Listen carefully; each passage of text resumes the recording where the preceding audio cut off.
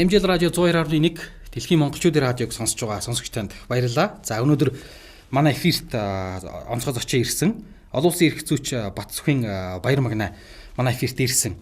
Тэгэхээр өнөөдрийн ярилцах шалтгаан бол орон нутгуудаар, хөдөө аймагуудаар мартагдах учиргүй маргааш гэдэг лекц бас тавьж орон нутгийнхаа иргэд хүмүүстэй уулзж байгаа. Тэгэхээр энэ үнэтэй яагаад мартагдах учиргүй маргааш гэдэг лекц тавихаар болов энэ талаар нь бид сонирхож бас ярилцж байгаа юм. Гэтэ эхлээд би танаас ингэж асуумаар байна. Би бол таныг төдийлөн сайн мэдэхгүй. Тийм учраас сонсож байгаа хүмүүс ч бас Баяр Магна гэж яг хийн сайн мэдэхгүй байх. Тийм учраас та эхлээд хоёлаа хог хүний чин талаар эхлээд нэг танилцуулга жоох яриа өрнүүлэе гэж бодож байна. Сайн байна уу? За сайн байна уу. За энэ сайхан нэвтрүүлэгт урьж оролцуулсан та бүгдэд их баярлалаа. Тэгэхээр тийм миний би Хөвсгөл аймагт төрсөн 10 жил Улаанбаатар хотод сургууль төгссөн. Тэгээд түүнээс хойш төрийн ажилдаа бас тасралтгүй их олон жил ажилласан. Улс төрийн намын дэргэдэг оюутны байгууллага, Монгол Ардын намын дэргэдэг хариуцж байсан. Дараа нь залуучдын байгууллага тэгээд Чингэлтэй дүүрэгт засаг даргын орлогч Сүхбаатар дүүргийн засаг дарга нийслэлийн хурлын төлөөлөгчөөр 2 удаа сонгогдсон. Тэгээ 12 онд бас манай ном маань тухайн жил сонгуульд амжилт мод оролцсон учраас тэгээд тэр үед бол нийслэлийн иргэдийн хурлын төлөөлөгчөөр сонгогдсон. Олон түмний хэтгэлээр. Гэлээгтэр миний нэг харвагаас залуу хүний хувьд нэг харийн нутгийн одоо бидний өнөөдрийн ингээд сонгосон нийгэм маань хэр хэмжээнд явж ийн хөгжилтөө бус улс орны хаана явж байгаа юм тийм ээ. Бас нэг чихээр 1000 сонсоор нэг удаа үзэгдэг шиг харин нутагт очиж нэг сурахыг их багасаа боддог гэсэн. Завдал олдохгүй ч нэг бодлын язаар ч юм уу надад 12 онд бас нэг сөрөг хүчний байрсан юм дээр очив. Америк нэгдсэн улсад явах боломж олдож тэгээд тэнд одоо хүний эрхийн чиглэлээр мастерын зэрэг хамгаалаад тэрсэн. Тэгээд ирээд 15 оноос хойш би бас нэг хувийнхаа аймаг эмхлэх гээд хуулийнхаа фермийг бас байгуулж ажиллаж байна. Хувийнхаа чиглэлээр гэлээ. Би бас залуучдын байгууллагт намын одоо баг хурлын гишүүний бас улс төрийн амьдралаас төдийлөн холдоогүй. Тэгээ нэг хэсэгт бол бүр идэвхтэй оролцохгүй байж байгаа. Одооноос ер нь жоохон улс төрийн үйл ажиллагаанаас гадна энэ олон түмнийг гэгэрүүлэх ер нь бид юу алдаж байгаа юм бэ гэдгийг ярих гэж явж байна. Одоо улс төрчид гэдэг нэр бол хүмүүсийн баг хамгийн дургүй хүн болчлоо. Би хүнээрээ болол. Тийм. Хүссэн ч мэдсэн ч мэдэхгүй ч ерөөсөл улс төрч гэдэг бол аль ч намайг падгүй. Одоо ерөөсөл улс төрч гэдэг бол хамгийн муухай хүн гэдэг ойлголт тогтчлоо шүү дээ. Улс төрч гэдэг бол уг нь бол их гоё ажил юм байгаа шүү дээ. Юм бүтээдэг. Олон хүн дэм болдог. Олонний хүсэж байгаа зүйлийг бүтээдэг. Би түрүүн танд 100 дурдаад өнгөрсөн явуулган цэцэрлэг төрүүлэн гэдэг. Тийм. Зүгээр тэрийг ингээд бүтээхийн төлөө уртлаас ингээд яриад байх биш. Хийгээд дуусныхан дараа тэрийг хараад олон хүүхдүүд, олон хөгшид маань тэнд сууж явах.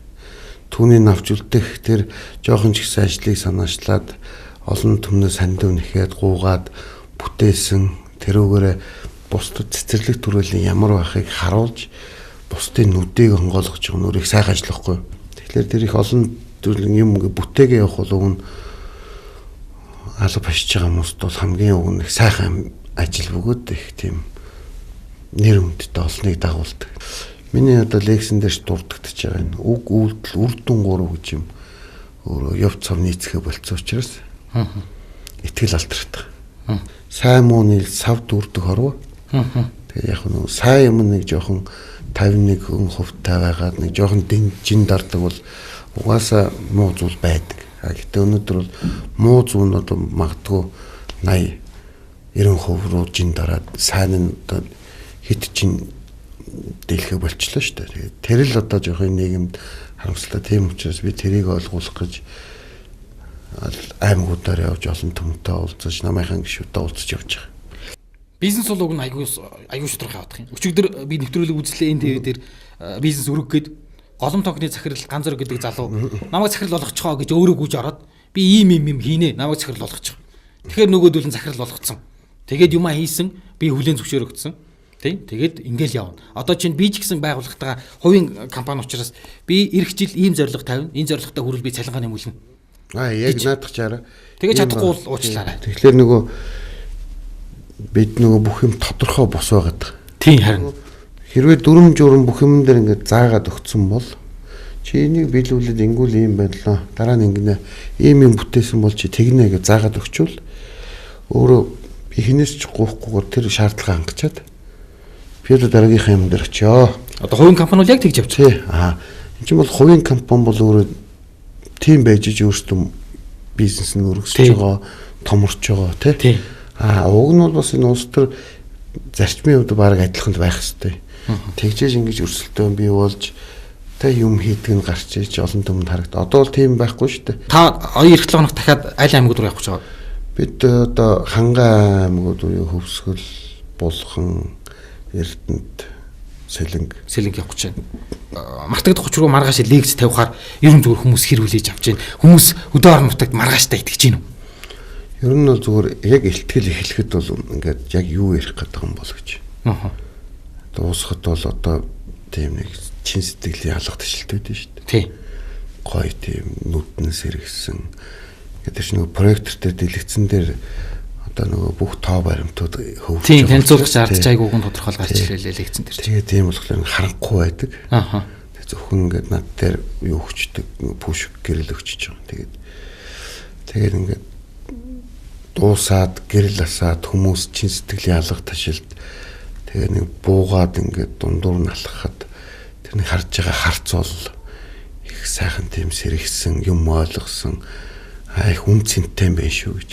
Хүн ингээд нэг мэддэг хэрнээ тэрнийх үн цэнийг эзэж бас нэг сайн үнэлдэг юм шиг байгаа. Бид ямар их зүйлийг энэ алдчихж байгаагаа ойлгодог юм шиг байна.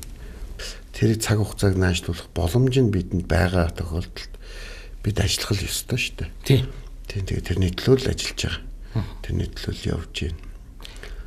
Ер нь зүгээр төгсгөлд одоо ингээд анзаархаар сүүлийн үед хүмүүс юу гэж ярьж байгаа гэхээр харагдах юмнаас илүү харагддгүй зүйлсийн итгэл, бодол, оюун санаа, итгэл нэг итгэл өмчлөлтэй байх, зориг тэмүүлэлгээд нэг юм яг баригддгүй мөртлөө хүний дотоодод байдаг энэ зүйлс бас их чухал юм байна гэж хүмүүс анзаараад байгаа шүү.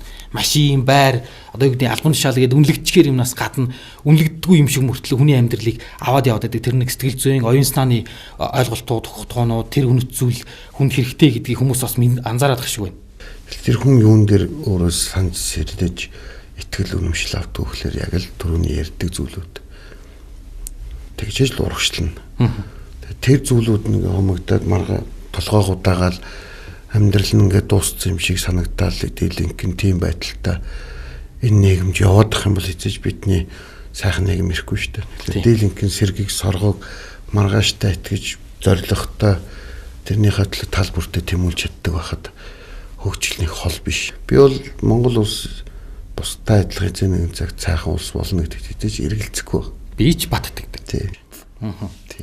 Бид хоёрын ярилцлага энд хүрээд өндөрлж байна. Тэгээд та эх 7 хоногоос өдөө орон нутг руу явах гэж байгаа юм байна. Сайн яваарай. Таны хийж байгаа ажилд амжилт хүсье. Их баярлалаа. Сайхан ярилцсан тань ч гэсэн баярлалаа. За баярлалаа.